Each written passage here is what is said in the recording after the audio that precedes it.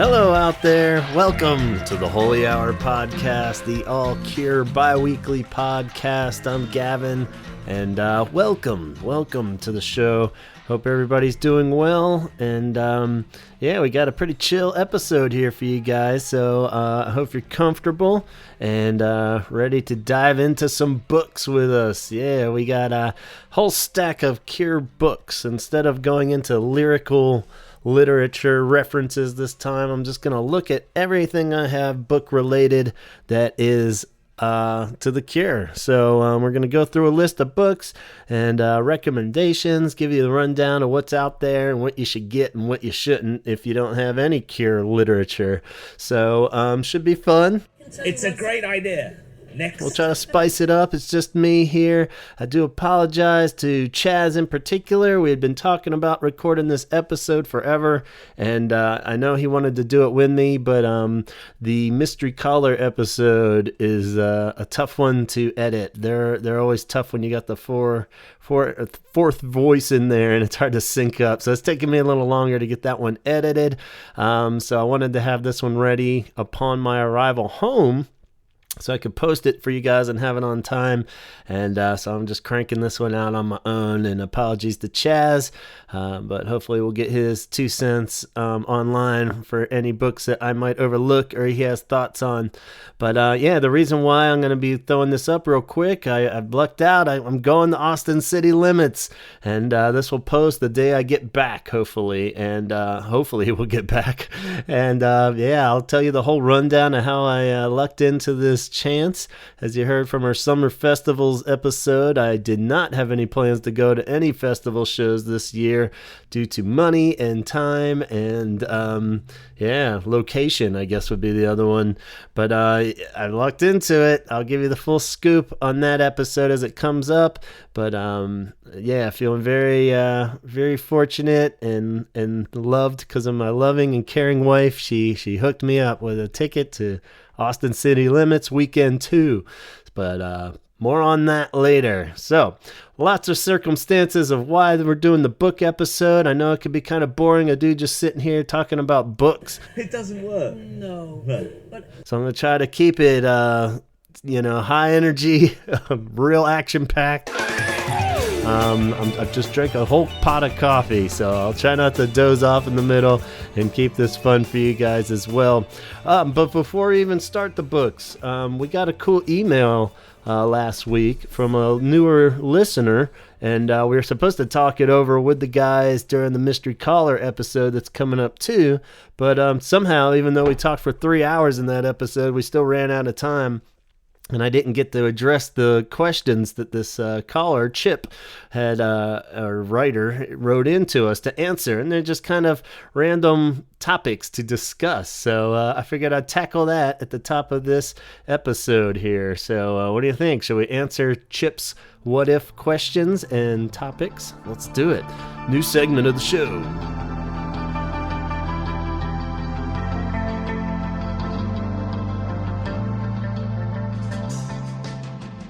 All right, so Chip writes in, what if the Cure broke up in 1993 after Wish?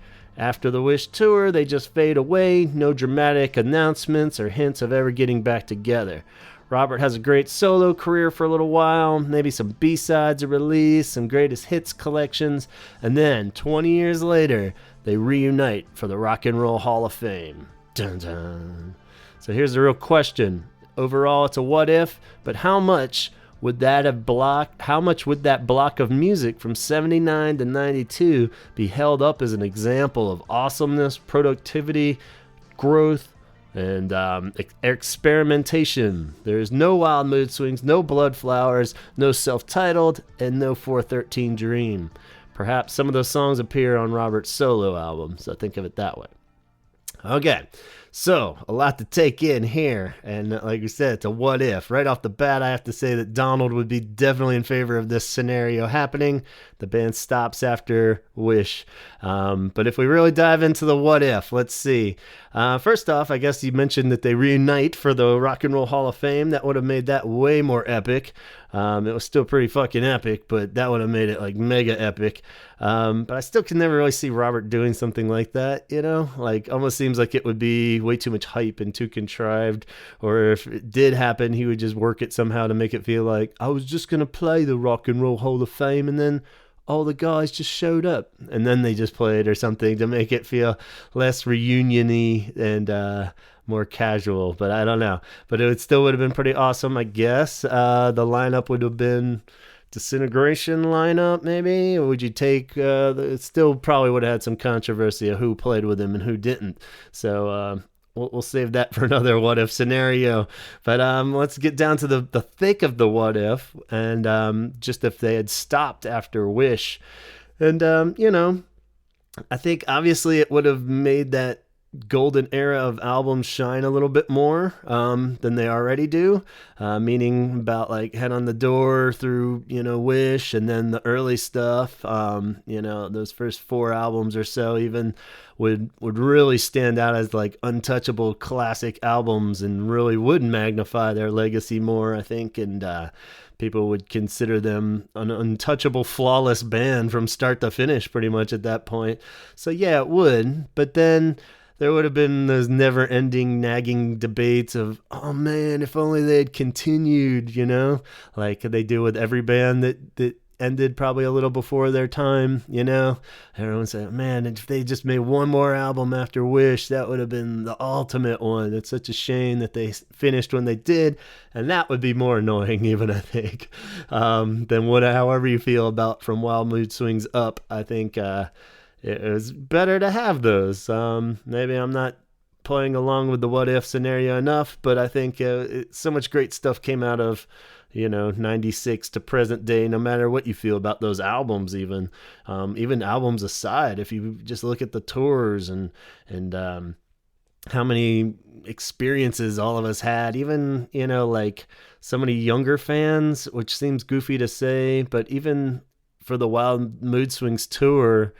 I was like fresh out of high school, so I was young then, and and that meant a lot because I didn't get to see the Disintegration Prayer tour. I didn't see, Kissing tour or anything like that. So it was like we got lucky and were able to catch the Wish tour, one show, Wish tour, freshman year of high school. But it wasn't really like the possibility of seeing like Cure shows as like what I would think of myself as a young adult at that point, even though I was still oblivious. But you know what I mean? It's like seeing those shows in that era on were such a huge like part of my love of the Cure, even, and seeing the Bloodflower shows and like, everything in between for like Galore and stuff, or just these gradual collection of more Cure experiences. And we wouldn't have had any of those. Maybe we would have seen some Robert solo shows or something that would have been just as awesome, but I don't know. I don't think so. And then you have things like, of course, the scattered songs on all those albums that are standout, amazing Cure songs still, even if you take the bare minimum of opinions on those later albums, they all still have a few great songs that hold up with any Cure song. I think every Cure fan would have to at least admit that. And then you have things like the trilogy shows and the Reflection tour and stuff. I mean, so many great Cure things that happened that wouldn't have worked. So I think we're better off with the real scenario of what happened, and not having them break up and just disappear.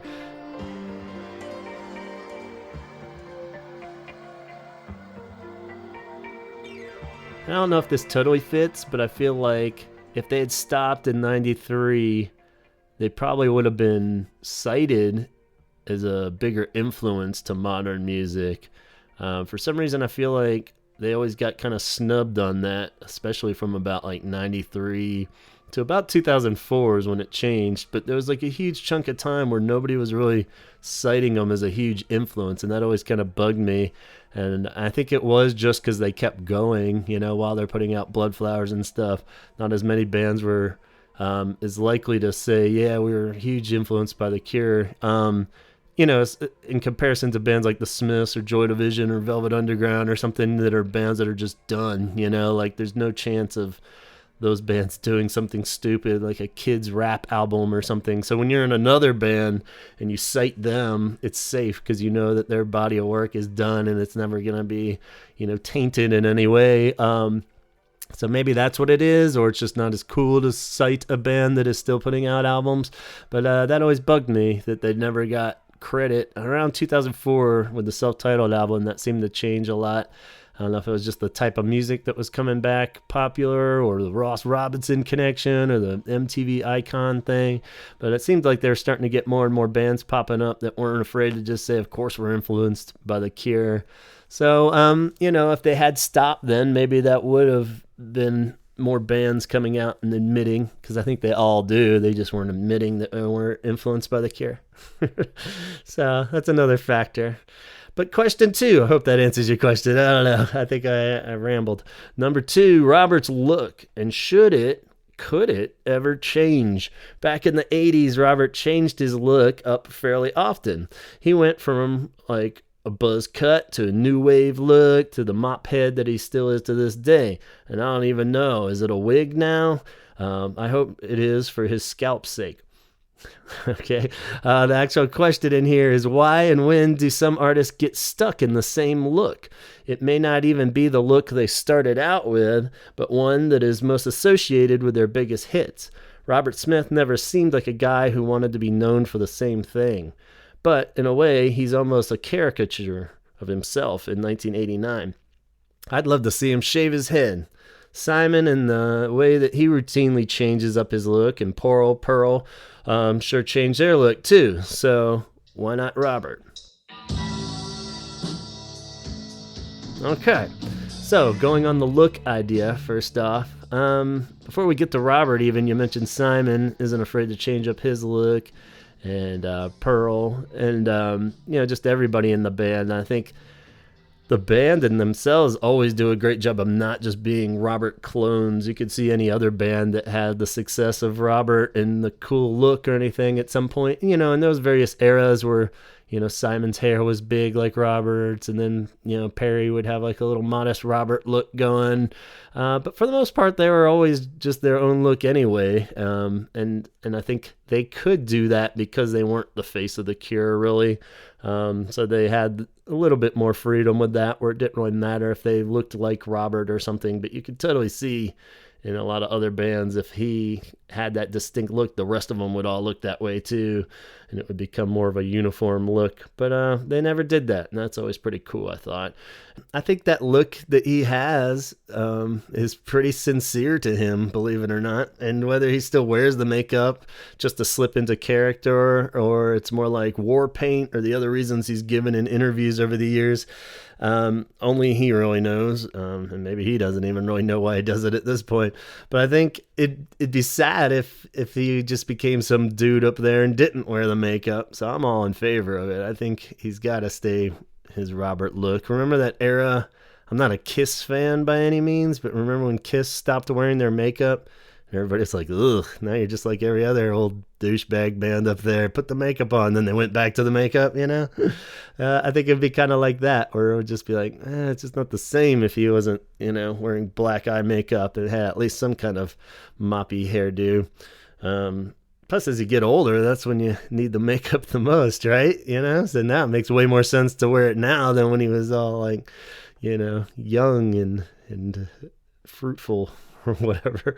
But we've all seen pictures of him with flat hair too and no makeup. And it's not like he sits around his house with like giant hair and eye makeup caked on, going to the grocery store that way. So I'm sure it's only when he becomes Robert Smith that we know that it gets full blown on stage. So I'd guess it's more like getting into character kind of, which makes total sense that, that helps him come out. He doesn't seem like the kind of dude that totally just gets off on strutting out on stage and having it be all lights on Robert kind of thing, so I think that probably helps him, kind of slip into the character and know that it's go time for the band by putting the makeup on. Yeah. And he has changed his look from time to time and album over the years, just because he's kind of stuck on it. In the later years, he hasn't changed much, but, all throughout the band, like you said, early on, he changed his look a bit, and even with, like, Kiss Me era with the shaved head, so he did it then, and, he still changed other parts of his look, hockey jerseys, big black shoes instead of big white shoes, black shirt with stars on it versus a black shirt without stars on it, tons of things, so, definitely still his real hair, too. God knows what is really going on under that. But I would say that is definitely not a wig. His scalp deserves to be included in some kind of Hall of Fame, though, I would say. That thing has been through hell and back. But, must come from good genes in that family of strong hair, strong scalp. But anyway, thanks so much for writing in, Chip. That was fun. I hope anybody else out there that wants to write in, please do. Maybe we can make this a new portion of the show where we answer some hypotheticals or just questions you guys may have that we may not have covered entirely in the 117 episodes so far of this show. So feel free to write in. I always love giving my 2 cents, obviously. All right. It's a great idea. Next. But speaking of Mr. Smith's unique look, that leads us to our first book of the episode. Dun, dun, dun, dun. Surprisingly, the book is a children's book. Yeah. And probably one of the most recent ones. It came out, apparently it says in May 2019, but I feel like I saw stuff for this book earlier on. And, but maybe it was like a UK release and then it came out later here in the US or something. But it's a children's book. And there's been a couple variations on this one. But this one's called Stories for Kids Who Dare to Be Different. True Tales of Amazing People Who Stood Up and Stood Out. Even that title is pretty amazingly different. That's a long title. So, and there's variations, like I said, there's ones of like True Tales of Boys that dare to be different. There's a True Tales of Girls. But this is a little everybody here. Stories for Kids Who Dare to Be Different.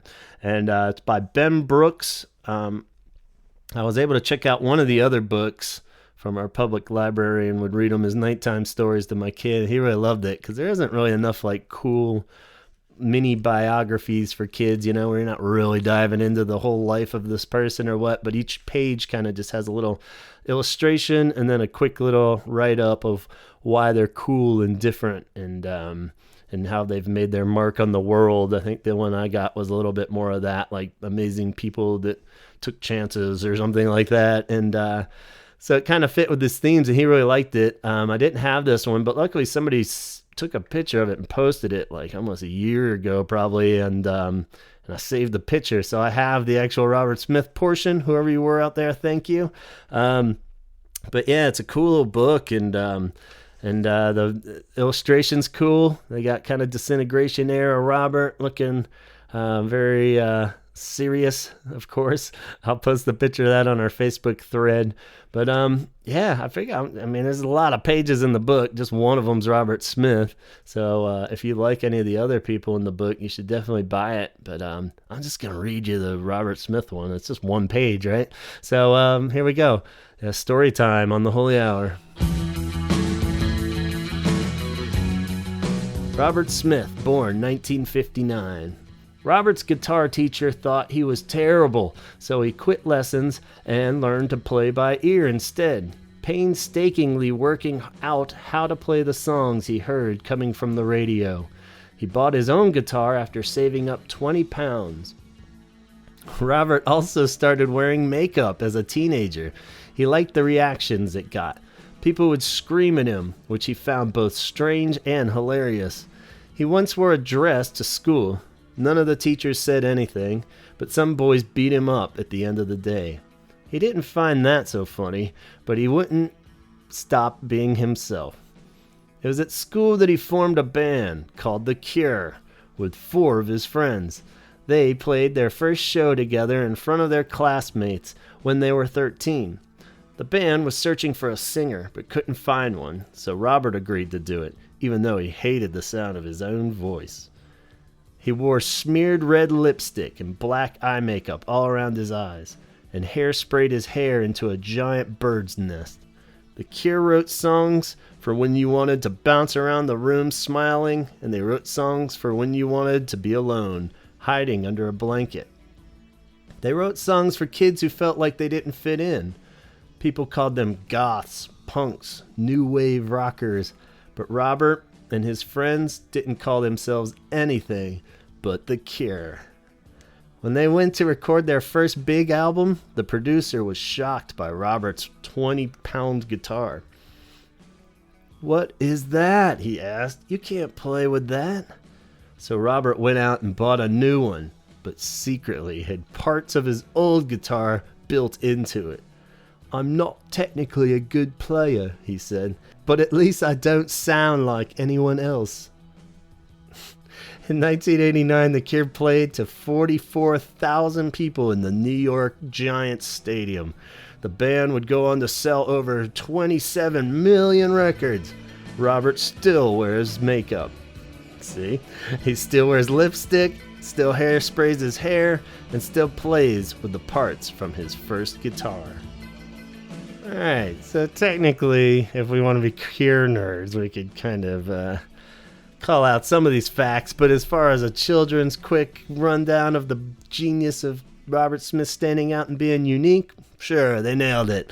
So, pretty cool. And I highly recommend anybody that has little ones out there, make a story time before bed a lot more fun reading about Robert Smith and explaining to your youngsters why he is a genius and not afraid to do what he wants to do. Okay, moving on. We're gonna, not that comics are for children by any means, but we're sticking to the illustrative mode. We're gonna go to those Cure comics. There's two of them. We talked about them in episode 16, which we've referenced another time recently. But yeah, so there's two Cure comics that came out back in the early 90s, and I don't know if there's been new ones since or what, but they're pretty funny, and you can find them. Speaking of which, that Stories for Kids you can find online. I'm going to try to tell you where. I know there's cooler places to buy used books, but just for the ease of punching it in real quick on Amazon, you can get a new one for about $10, used $6.30, I think was the lowest I saw. So anyway, the Cure comics you can also find out there. They go a little high for comics, $15, $13 on eBay. I didn't see them on Amazon or anything, but you can find them on eBay, pretty common. So there's two of them. The first one is one that came out in July 91. It's Rock and Roll Comics is the company that puts it out, or the name of the actual comic, I guess. And they have other ones of like Guns N' Roses and Metallica, New Kids on the Block, The Doors. So all your favorite bands. They're black and white illustrations, even though the cover's in color. And the cover's probably the best illustration on it. But there's some good ones. Some of the illustrations are better than others. They usually, you could kind of take, like they just looked at it like 10 Imaginary Years, one of the other books we'll mention here shortly, and drew that picture as a reference. So a lot of them are kind of out of context if you know when that picture was taken. But that's getting a little Cure nerdy, right? So anyway, it's black and white. It's pretty funny because it just goes through their biography story, but it's under the premise that he's on an airplane and a book falls out of the overhead and schwacks him on his head, and his spirit leaves his body, and the Grim Reaper, who has a Bart Simpson head for some reason, tells him it's time to go, but let's look at your life first, kind of thing. So they walk through the whole history of the Cure that way. And, you know, it's fairly accurate for such a goofy comic kind of thing. It was the first time that I remember reading about the Lowell pissing on Billy Idol's boot incident. And I was like, no way is that true. But sure enough, came up in Lowell's autobiography memoir that we'll also talk about later. So there you go. Yeah, it's pretty cool. It goes all the way up to Disintegration. You know, it's fun, kind of funny. So if you're a comic collector in particular, definitely should get it. If you just want to collect Cure stuff, I'd recommend it too. That's the better of the two. The next one Music Comics is as bad as the name. Music Comics number 4 is the second one. And this one you can get for about $13, which is technically not worth it at all unless you're really trying to just, have it for your collection.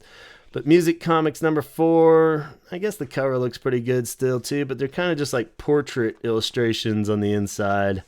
The Robert ones don't look too bad, but all the other bandmate ones are pretty terrible. And then the only real text in the comic, it's not even really written in comic format with dialogue or anything. It's just like a Wikipedia. And I remember it had like a ton of incorrect information, nothing really too bad, but just again pure nerdy, where it was some of the stuff was like pretty inaccurate. Lowell in particular, they had a real bad time trying to draw him. He looks horrific in pretty much all these pictures, and so it's pretty bad because the actual text is awful and the illustrations aren't great. So can't even sure. Halfway through, it just jumps to Pearl Jam. It's like split with a Pearl Jam one. But even in the middle of Pearl Jam's illustrations, there's another one of like The Cure for whatever reason. So like Kurt Cobain, I guess because they're talking about Seattle grunge rock or something, or maybe it goes into some Nirvana for the second half too. But pretty bad. So it's not even a full Cure comic. It's mashed up. So don't recommend that one unless you really want to have it for the collection. Alright, gang, guys, let's get this rolling now with some actual books. This is the first of a few biographies that were written. I think there's a couple out there that I don't have, but this is the first one. I'm kind of just going in no particular order. It's just the way they're stacked here on my table. But the first one is The Cure. No, it's actually called Robert Smith, The Cure and Wishful Thinking. What kind of fucking tagline is that? Pretty terrible name. They make it look like Robert Smith wrote it. I guess that's what they're going for. On the top, it's Robert Smith real big. Then it says under it, The Cure and Wishful Thinking. And it has like a picture of him from about 2004 era. And it's written by Richard Carman. Old Dick Carman. Yep. And it's not great. This is a pretty mediocre one. It goes a little later than most of them. I think this one goes up to about 2004, so that's good. It skims a lot. It kind of reads like a long magazine article where the author was commissioned to just do it and not a Cure fan by any means. It came out in 2005. You could usually find it on Amazon for about $29. But a lot of these, they fluctuate too. Like time of doing this time is like going for like $100 online, and definitely don't buy it for $100. Even 30 stretching it. So it skims a lot. It's not good and not a good go-to reference by any means. I use it sometimes, especially with those earlier albums, when I would check all the better sources and then just see if for some reason something popped up in this one that wasn't in the others. So it kind of supplements well, but it's got a few photos in the middle. And it's pretty thorough. It's let's see how many pages this thing is, like about 230 pages or so. But it gets a little like each section's just kind of all the stuff you've heard before, or it's taken from the other books. So if you stumble across it cheap, grab it. It's unofficial, unauthorized, of course, and doesn't look too fancy. So it might be a little harder to get now. Even looking at the one here, I have it's like pounds on it, so I don't even know. I must have just lucked out and got it used online somewhere. So there you go. Robert Smith, The Cure, Wishful Thinking. And maybe that's what he was doing when he was writing it. Wishful thinking. Moving on.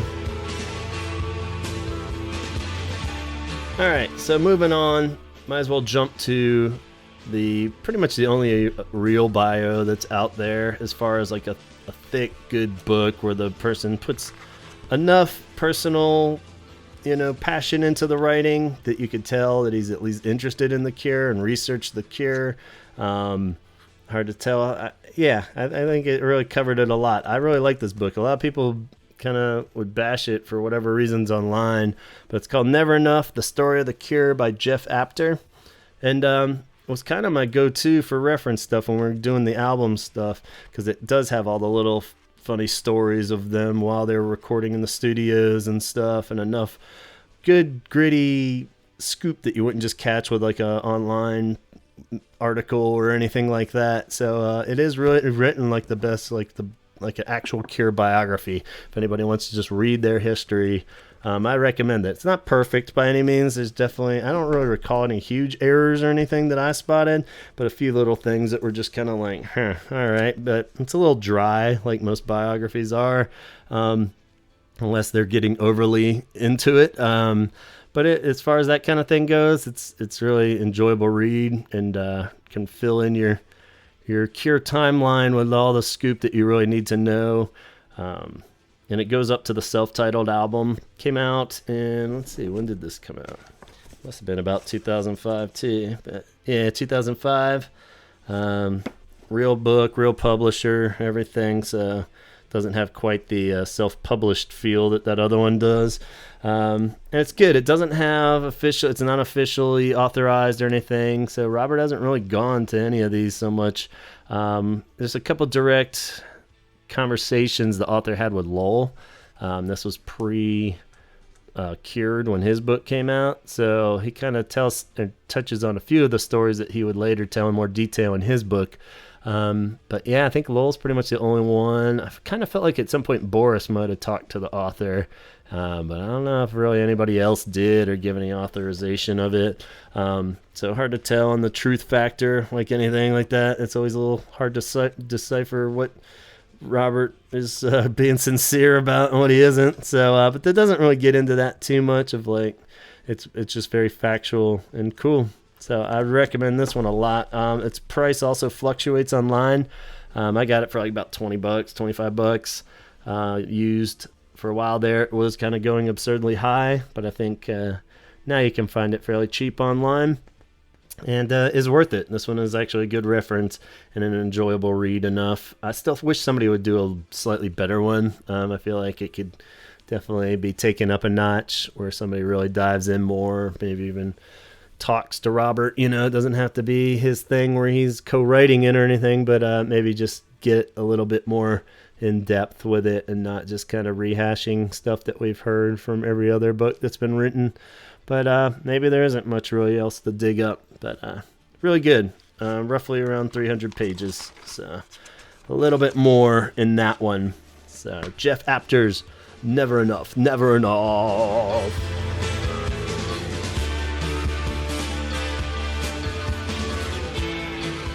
All right, since we brought up Lowell's book, we might as well cover that one now. Cured, The Tale of Two Imaginary Boys. A memoir by Lowell Tolhurst, co-founder of The Cure. And we did a whole episode on this book when it was out, and everybody was talking about it. Lowell's done a whole bunch of signings for at least a year or so. It came out in 2016, and he really toured around for it, and is still doing some press stuff for it. And now that's been out, 3 years, I guess. He, you can find it cheaper online, but I recommend getting a good one. It's an essential for Cure fans, I think. It's in paperback now too. Did really good, I think. And it was cool because it really dives in to the real deal. Because, he, like it says, the co-founder of The Cure, like Lowell or wherever you stand on him. This is great because it's really the personal stories, especially of like him and Robert growing up, and the friendship there, and the real stories on the inside of the band. So, and I'll probably talk about it more in this, but like any person that reads a lot of music stuff, it's probably fairly obvious the difference between like biographies and autobiographies or memoirs, and how they're both great in their own way. Like Never Enough is great because it does tell the stories of them getting shit-faced while, drinking the billion bottles of wine and Kiss Me era and stuff like that, and really paints the picture of the story from the outside looking in. And then autobiographies and memoirs are great because they tell the person's story, but a lot of times they never really get into like the nerdy fan stuff that you really want to hear of, like, that's when we set up this to record this for the, in the studio, so and so was acting like this, or all the juicy details. They're kind of like, yeah, Disintegration was fun to make. It wasn't that big of a deal while we were recording it. And they'll brush over it, but you get all the other personal stuff. And in this one, he does a good job of, like, keeping the interest level in there outside of the music, even with funny little anecdotes from stuff on tour. And so it is really good. It's written really a fun, easy read, where you can kind of just picture everything he's saying. Maybe it's because all these images are so burned into our heads as Cure fans, but you really can just picture the whole book with the characters, as it's happening. It really does play out in your head like a movie while you're reading it, and that's pretty cool. It really focuses on the early stuff, of course. I think about half, if not more, of the book is all pre, up to, the top, I think, for sure.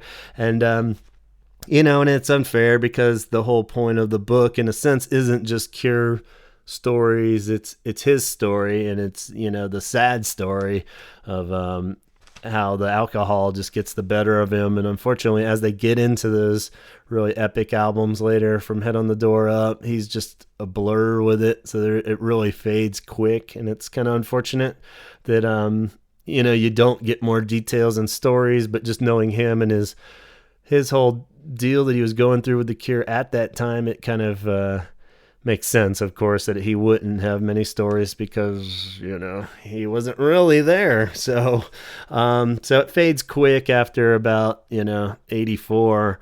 But then there's the whole redemption side that you're not going to read anywhere else. And it's great to read it from him, of how he, the court stuff even gets brushed over a bit, from other stuff I've read, where, he definitely apologetic towards it and all, but then, it gets complicated. And his redemption tale there of not only sobering up, but, reuniting his friendships with Robert and the other bandmates, as far as we can tell anyway. And so it has a happy ending, not to spoil it or anything, but it's good that they all get back on the same page, and who knows? And he seems well, and that's the bottom line. So it's a really good book, quick, easy read. Like I said, pretty much an essential for all Cure fans out there that really want to know those stories and paint the whole picture. So definitely recommend it.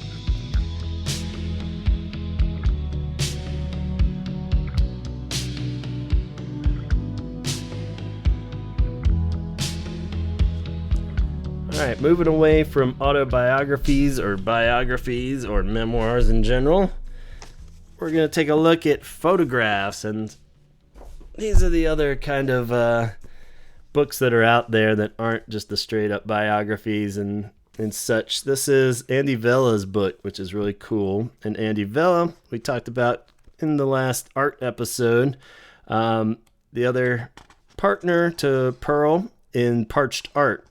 And from what I can assume, he's more the photographer side of it, and Pearl does the art. So when they work together, it's working that way. So this book is a book of photographs, very little text, pretty much no text, a few little captions here and there. But basically, it's all of Andy Vella's photographs from mostly like recording sessions, but even video shoots. Most of them are just like the video shoots and pictures that we've seen a billion times, but then little variations on the pictures we've seen a billion times. So that was really cool. And this is like, yeah, this one's great because it's just got so many cool little one-offs and slight variations of things we've seen. And they're just such an amazing photographer. Like, they really look amazing in all these cool pictures. Great little coffee table book if you want to put it out, and let your friends thumb through it. It's very cool. This came out in 2014 and has a foreword by Robert Smith in it that's very nice, and covers a good chunk of their history, kind of matching up with when they were doing the cover art and such. Starts in like 83, 85, most of the video shoots through Kiss Me and Disintegration. It takes a little break after like Wish. So along with like Pearl not being in the band, then he comes back around like 2004 for a few, and 2008 again with Pearl. And yeah, so lots of cool live shots even by the end. But yeah, just tons and tons of great pictures. And I think you can get this one fairly cheap now. Well, it's going a little high. 36 on Amazon used, 50 new. And it's not a giant coffee table size book, but about 12 inches maybe. Nice hardcover. You pretty much have to get the hardcover. I don't even know if they make a soft cover version of it, but very cool. And I highly recommend that one as far as cool photography books on The Cure. Andy Vella, Obscure, it's called.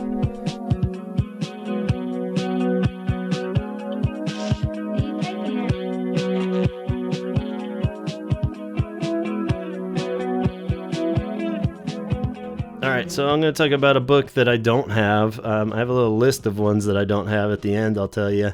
But this one has popped up a lot, and I'm trying to hunt it down once I start to get a little extra cash, which will probably never.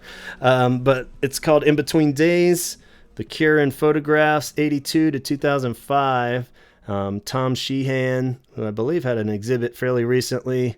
And it's just tons and tons of those classic pictures that we've seen. And again, I'm sure it's all the classic images that we've seen compiled in a nice hardcover book. But at the same time, I'm sure there's variations on the ones that were taken that are not really ones you see every day. And yeah, it looks pretty rad. It's got Robert in his black leather jacket on the cover. Was like super expensive. Maybe that was like a pre-sale or something like that. But I saw it and I was just like, well, I'm never going to own this. It's so expensive. But you can get it for about $25 used now. So as we get into late October, maybe it's not too early to start thinking about casually dropping this as a wonderful Christmas gift for people out there. Just saying. So the description reads, having worked with The Cure for over 20 sessions across 3 decades, legendary music photographer Tom Sheehan's archive offers a stunning photographic journey, shown in chronological order, of one of the most important and successful bands of the last 40 years. Tom Sheehan first met The Cure as a chief photographer of Melody Maker in 1982, and would follow their rise from the alternative cult band to international pop stardom over the next 2 decades. The Cure are one of the greatest UK bands of the last 40 years. I'm proud to have photographed them so many times, says Sheehan, because Robert has a strong visual sense of exactly what he wants. He understands the process. Not only does that make them an easy band to shoot, it makes them an exciting band to shoot. It's been a joy to work with them and be a part of their journey. Featuring many previously unseen images, In Between Days is divided into 3 parts, focusing on specific phases of their history. Part 1, 82 through 84, which traces their early travels at home and abroad, also including portraits of Smith's parallel career in Susie and the Banshees and side project The Glove. Part 2, 85 to 89, highlights their imperial period through a trio of classic albums, Head on the Door, Kiss Me, Disintegration, and including rare behind-the-scenes images of the celebrated Cure in Orange concert film. Finally, Part 3, 90 to 2005, collects Sheehan's latter portraits of Smith and the group as they cement their status as one of the biggest alternative bands in the world, still touring today. Each selection is accompanied by an essay by acclaimed author and music journalist Simon Goddard. Simon Goddard. I've heard that name. Who's Simon Goddard? Hold on. Simon Goddard. He is the dude that wrote the Mazapedia, which I know is not cool to bring up right now, but it's a real good book if you're a Smiths fan. Anyway, or Morrissey fan. So Simon Goddard, there you go. I want this book. Let's go out. Actually, you guys don't buy it all at once because then there won't be any left. So let's all one at a time buy it. Okay? It doesn't work. No. Right. Moving on.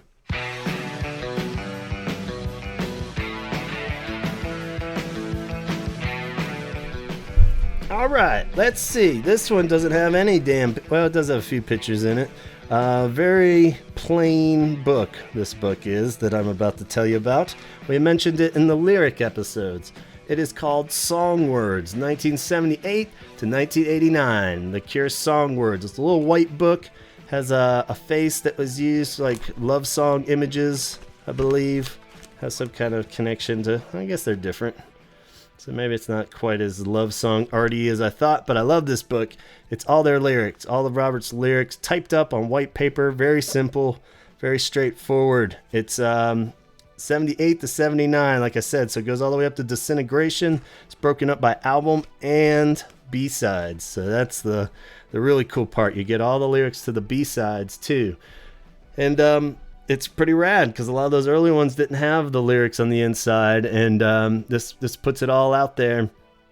He used it before Unplugged. I referenced that in the other one. Remember on Play Out right before? I think he's looking at the lyrics for Blood, the blood, and refreshing himself. So even Robert has to look back at his lyrics sometimes. That was nice to know that he's human and actually does have to refresh his own memory of his own lyrics. It needs an update. I would love like an updated version of this that goes all the way to modern day with the new album on it. Maybe even before the new album comes out. Whoa, wouldn't that be rad? Anyway, it was great. It was one of my favorite childhood Cure memories is when I saw some kind of ad in the back of a Spin or one of those kind of magazines, and it was like I ordered it pretty blindly, even though it's called Song Words. Maybe I was just an idiot and didn't realize what it was. But yeah, some kind of Cure book. I didn't really know, and I got it in the mail, ripped it open, and my heart exploded. I was just like, yes, I finally can figure out what the hell he's saying for a few hours after this. And yeah, so it's pretty cool. I mean, I guess since the internet has come around, that whole thing kind of ruins it, but it's funner to have them in a book, let's be honest, right? Kids, fuck the internet, get the book. All right, you can find this one, let's see, on eBay. It wasn't on Amazon at the moment, but you can get about 15-20 bucks. So saw a few people selling theirs on eBay, so check it out. Song Words 78 89. Not a giant book, but just a normal, modest-sized, white-covered book.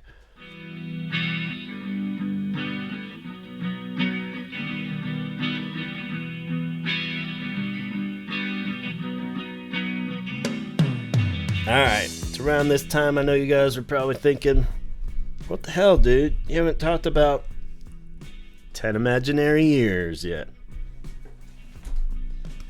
Well, that's because I'm talking about it now. 10 Imaginary Years. This is kind of the holy grail of Cure books. It's really fucking cool. Pretty much the only uncool thing about it is that it's called 10 Imaginary Years, and it only covers the first 10 years, 78 to 88, which is a great block of time if you're going to choose Cure eras. That's a pretty good one. It's written by Barbarian and Stephen Sutherland and Robert Smith.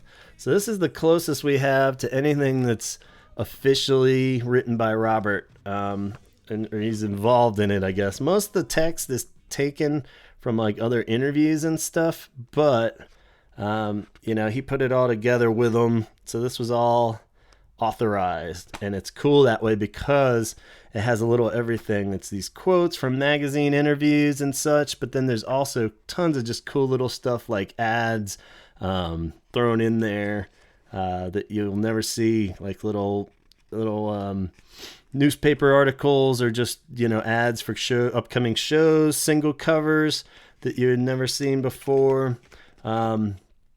This is the kind of stuff that Chaz is knee deep in when he's working on t-shirts for you guys out there, that he's always digging around and finding these great old like ads and from wherever the hell they were posted, magazines, I'm assuming, for singles and albums.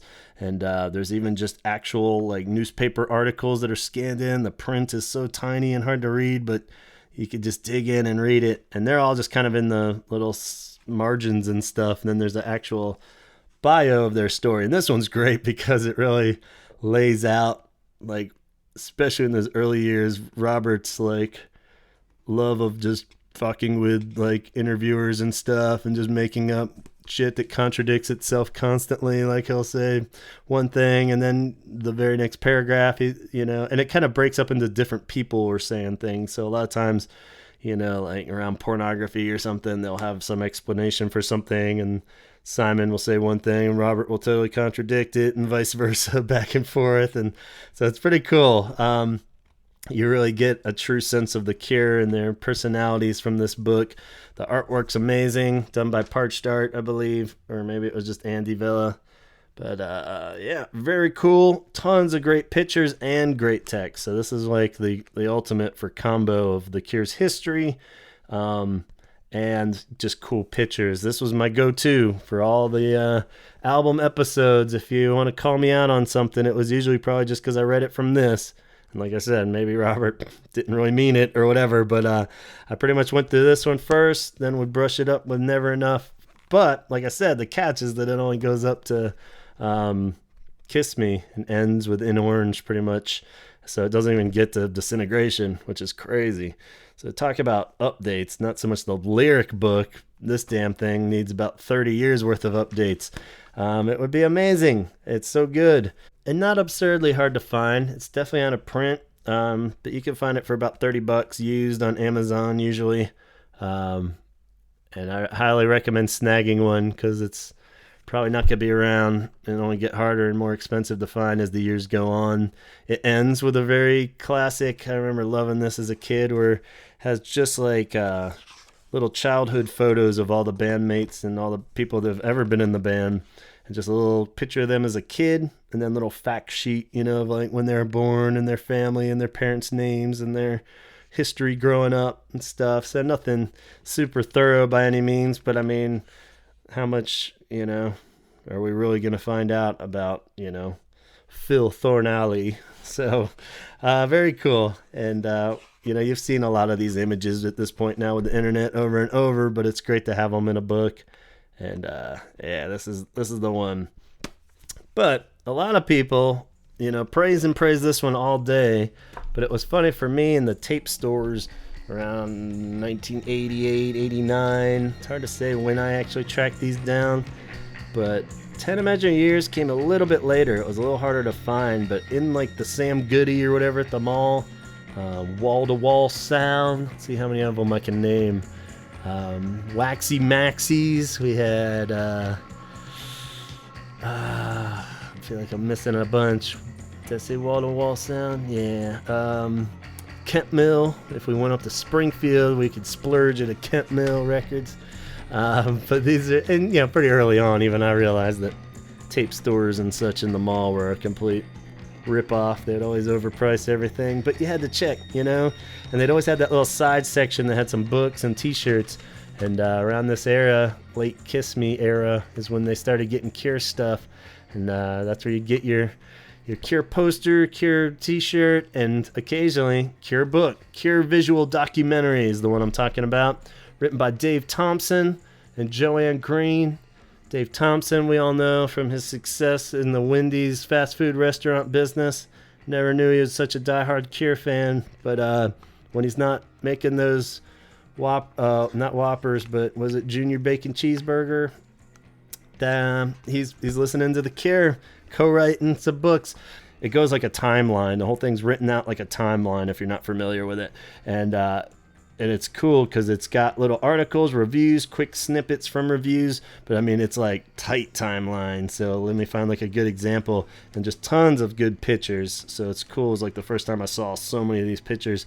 But so it'd be like shows they played, like the actual tours. They would just list like the dates. It was like June 4th, 79, playing in Nottingham. June 5th, 79, playing in Huddersfield. Eric's in Liverpool in June 7, 1979. So there you go. The infamous Eric's. They played that in 79.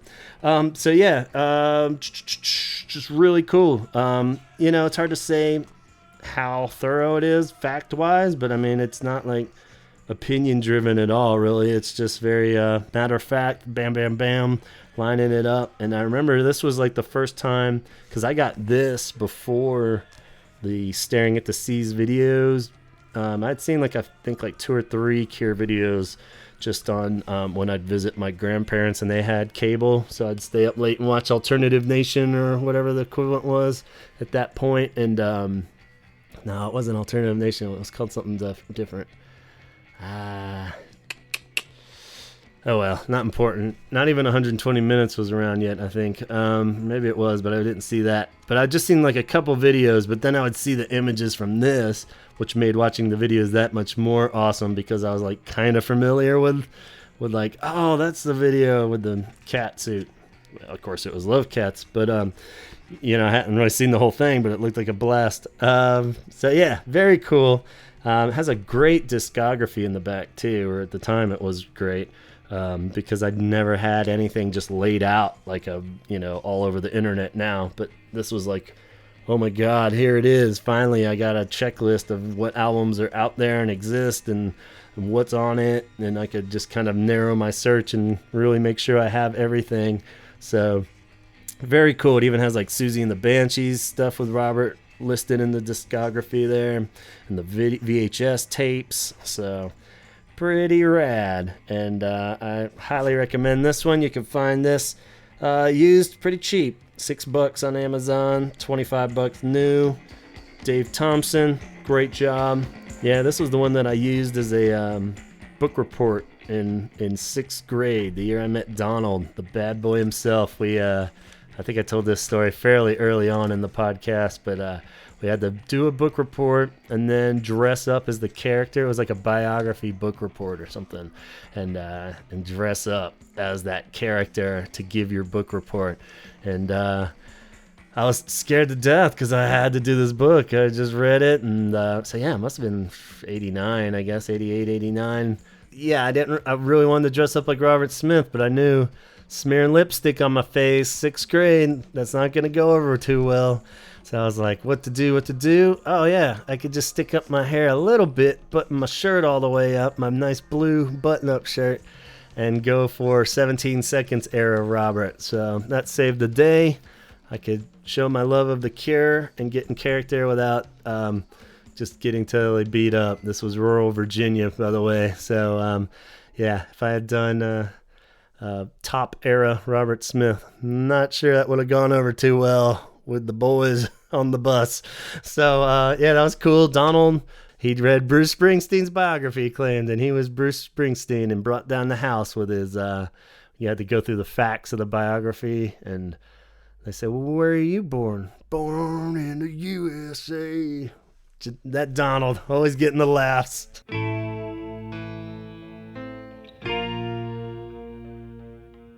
So this one isn't even a book at all, but it's come up again fairly recently. It's the Uncut Ultimate Music Guide magazine. So they put out these fancy magazines occasionally, these uncut ones, or the Ultimate Music Guide ones.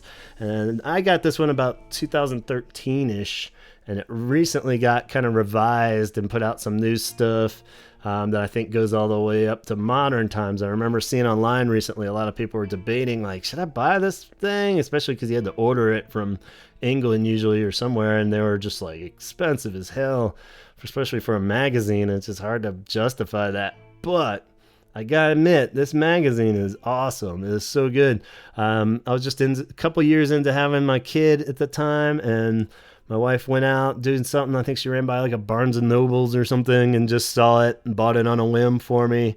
And I initially was like, oh, sweet, cool. And not even really catching how cool it was. I was like, yeah, another Cure magazine, great. What are they possibly going to say in here that I haven't read before? But it's really rad, and I think it's rad because of this reason. It's usually broken up into albums, and most of it was 2 articles. The first one is like a review of when the album came out. So like, it'd be like Pornography, 82, and is it 82? Yeah, 82. And it was the review of it from the time, and then it's followed by like a looking back review of it now, or at least something from like when the reissue came out, probably. So it's kind of cool just to see in certain examples of like when it totally got trashed by the review when it came out, and now they're like, oh, the most epic, wonderful masterpiece ever, and that kind of thing. So it's really thorough, and has a great discography in that too. And the section in the back, it goes through all like Robert Smith collaboration singles and just one-off things that if some of those have slipped through the cracks, it's a great way to be like, oh shit, what was this song he did with somebody, and you can track that down. And look for it a little more specific. So yeah, and I use this one actually a lot when I was referencing the episodes too. Pretty much anything Wild Mood Swings up, there isn't as much press on from those actual books anyway. So pretty cool. I definitely recommend it. Just seeing that contrast of old and new reviews, and it may seem like just like a dumb magazine, but it's a good one to have in your collection. And I think you can get like them used even like $10-20 now. So I think the prices have calmed down a little bit since that revised one even came out. But maybe you can find the old one even cheaper. I can't imagine there'd be anything that amazing that was added to the revised one, but might as well try to get that one that has a little bit more in it. So yeah, magazine, Uncut, Ultimate Music Guide by various authors.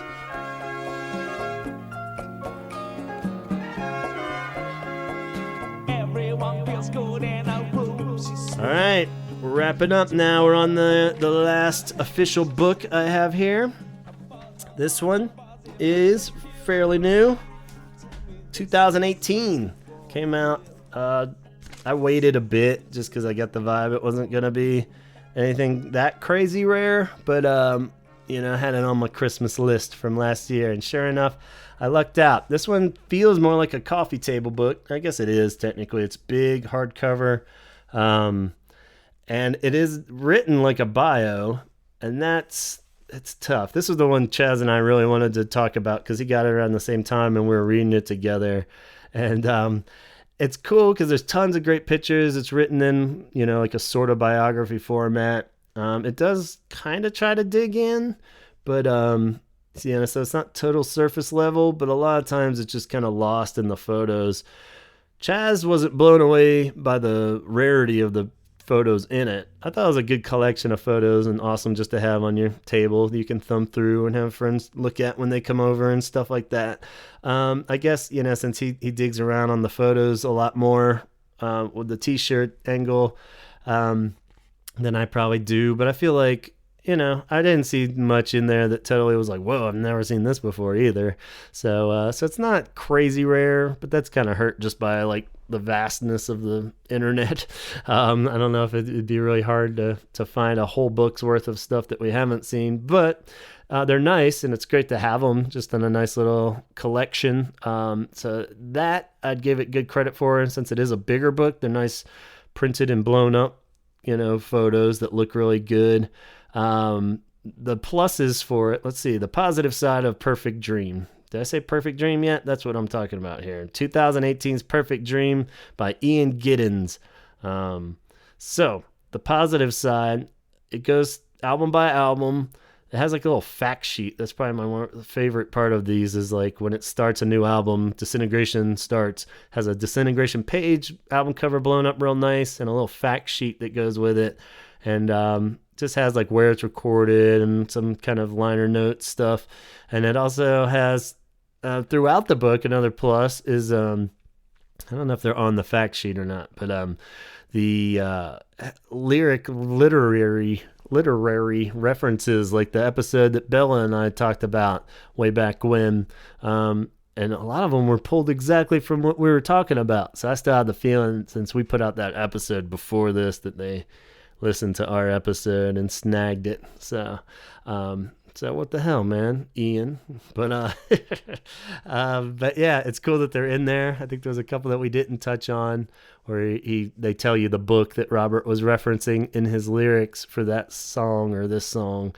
So yeah, that kind of bleeds into negatives too. The actual text in the book is composed basically of summarizing Never Enough and Cured, Lowell's memoir.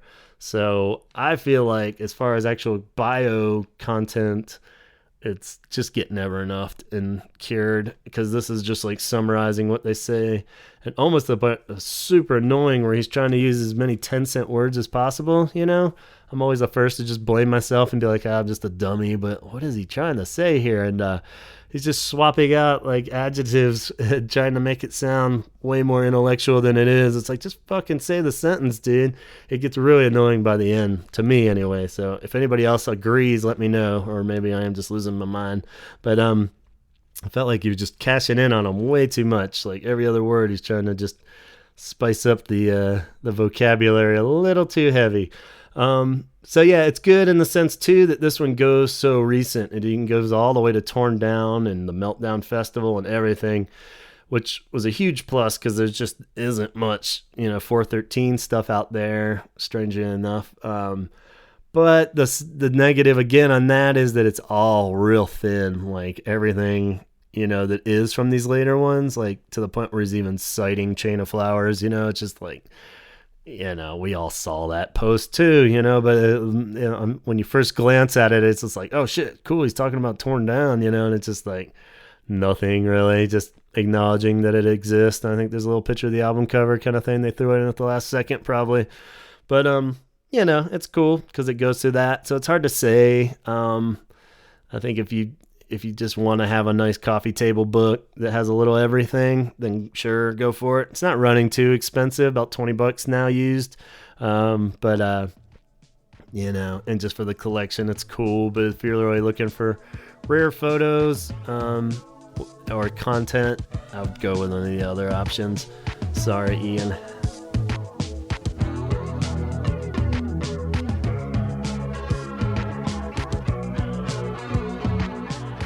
That pretty much wraps it up.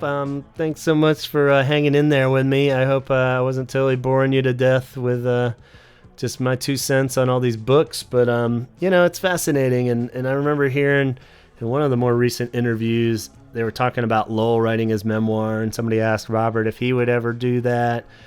And he didn't flat out say no, I recall. But he did say that he would just want to do something different, like books are books with that, And he suggested that that's what the Tim Pope documentary kind of was like his take on a autobiography or telling the Cure story, and he would rather just do it in a different format than like him just rehashing all his memories of everything, which is a bit unfortunate because I think we would all love to read that, but I like the idea of putting a twist on it and doing it as a visual thing and a visual, now we know that that's being paused because he wants the new stuff to be part of it.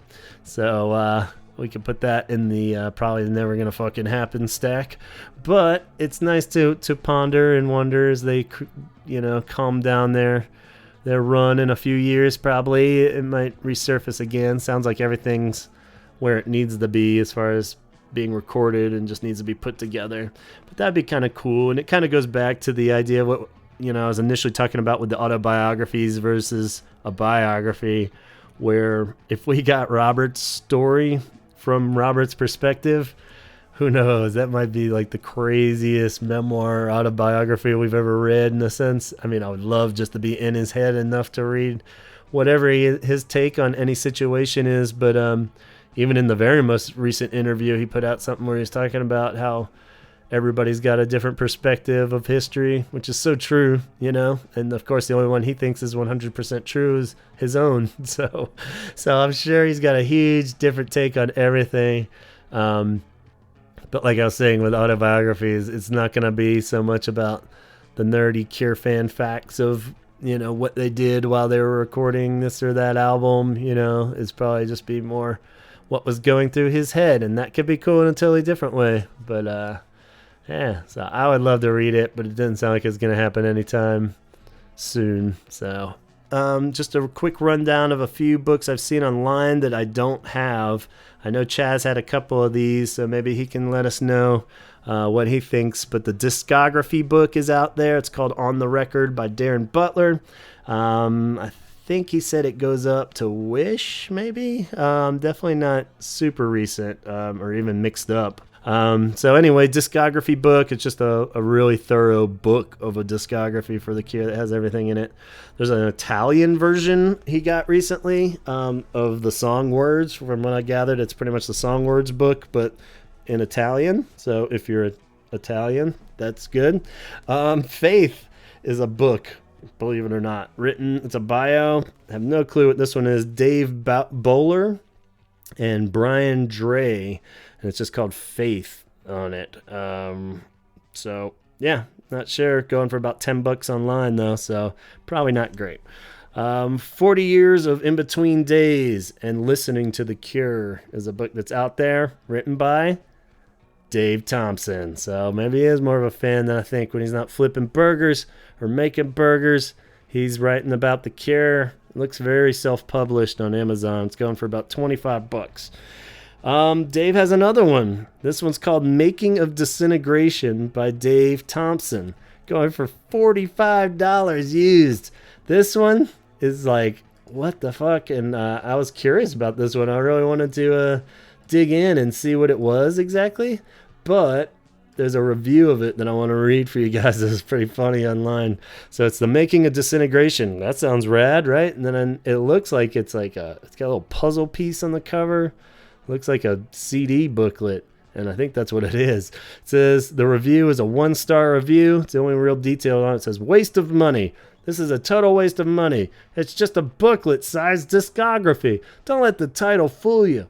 There are no insights at all about how our beloved album was recorded. Just a dumb biography, way incomplete and shallow. One interview. You can find plenty of that online on any Cure fan site. Nothing more. A lot of bucks for a 15-minute read. Blah. Damn. So I think it's probably safe to hold off on buying that one. Sorry, Dave. Must have been a slow week at the Wendy's. I do recommend Gorman Gas novels as far as actual books that Robert has been influenced by to write lyrics, as we talked about in the literature episode. You can get those pretty much like $3 used online. Charlotte Sometimes, of course, by Penelope Farmer, and all the sheet music books. As far as I know, the ones that have sheet music song books out there: Disintegration, Standing on the Beach, Wild Mood Swings, Wish, and Greatest Hits. I really wish they'd put out a Kiss Me or Head on the Door one that has all those, but it's still a pretty good chunk of great Cure albums. Disintegration, Standing on the Beach, Wild Mood Swings, Wish, Greatest Hits. Anybody that's just learning or just wants to have a good official version of Cure chords and lyrics and melody, recommend those songbooks. I think you can get them fairly cheap online. So to wrap up my book reviews, I would say the essential ones you should have: Never Enough by Jeff Apter. Good thorough bio, not perfect, but as far as the list of biographies, I think that's the best one in my opinion. Tell me why I'm wrong, I'll be glad to hear you. 10 Imaginary Years, of course, is very thorough, authorized, about as official as we're going to get with The Cure. Only downside is it's only the first 10 years, but it's definitely a must-have in your Cure book collection. Also, Cured by Lowell, Ideally, that Simon memoir would be pretty rad. And Boris's. But you gotta love Lowell. He's a character. He's a co-founder. And it's a hell of a story of redemption and childhood friendship. Very, very kind to Robert in this book, and makes you fall in love with him even more. So I recommend Cured. Go get it, read it, and feel like you got a better perspective on how this band got rolling and the humans that have composed these wonderful songs. As far as picture books, though, the visual documentary one's good just because it's got a good timeline and good pictures. Obscure, the Andy Velo one, is awesome one just to have on your coffee table. As I said, just thumb through it. Very cool photos. And probably this In Between Days one that I don't have, Tom Sheehan. Go get it. I think it looks pretty rad. And, if you just want a little bit of everything, this Perfect Dream one isn't probably as bad as I made it sound. But, got a good surface on, covers a little bit of everything. So there you go, guys. And hope you get some books, you enjoy them. We got some great episodes on the horizon. My review of Austin City Limits. It's going to be fucking nuts if I make it back alive. I'm not the best solo traveler. I tend to get lost, and I get to... so hopefully I won't mess up and miss the whole show. But if this gets posted, you know I made it back alive at least. And yeah, it's going to be fucking great. I can't wait to share every detail with you guys. And we got the mystery caller episode that I'm splicing together. 3 amazing callers that we took first come, first serve from Instagram comments. Sophia, Andy, and Kelly. And we talk on a wide range of cool stuff. So Bad Boy was in rare form that night. So brace yourselves. And we'll talk to you all soon. Be sure to subscribe on iTunes and YouTube. And follow us on the Instagram page and Facebook page for the Holy Hour podcast. If you want to get those old episodes, you know, I can't recommend enough going over to YouTube. I know it's tough unless you're sitting in a cubicle listening to fucking YouTube for a podcast, but that's where they all are. All the old ones too are on the Podcast Garden homepage. So if you go to Podcast Garden and punch in the Holy Hour, you can also, I think, download them from that. But we're also on Spotify, Stitcher, and all the other Google Play stuff. I think we're on all those too. So go check all those out. Drop me a message at gavinconnor@gmail.com if you want to talk to me directly.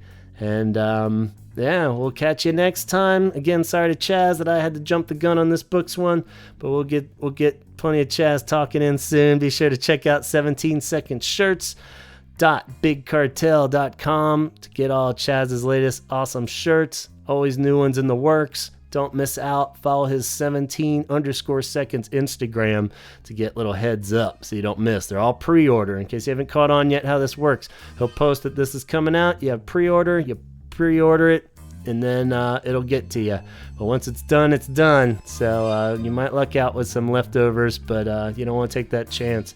So follow that page and keep your eye on 17secondshirts.bigcartel.com. All right. Stop rambling now. Talk hard. Read hard. Read hard. Yes. Welcome to a night of music and despair. It doesn't work. No.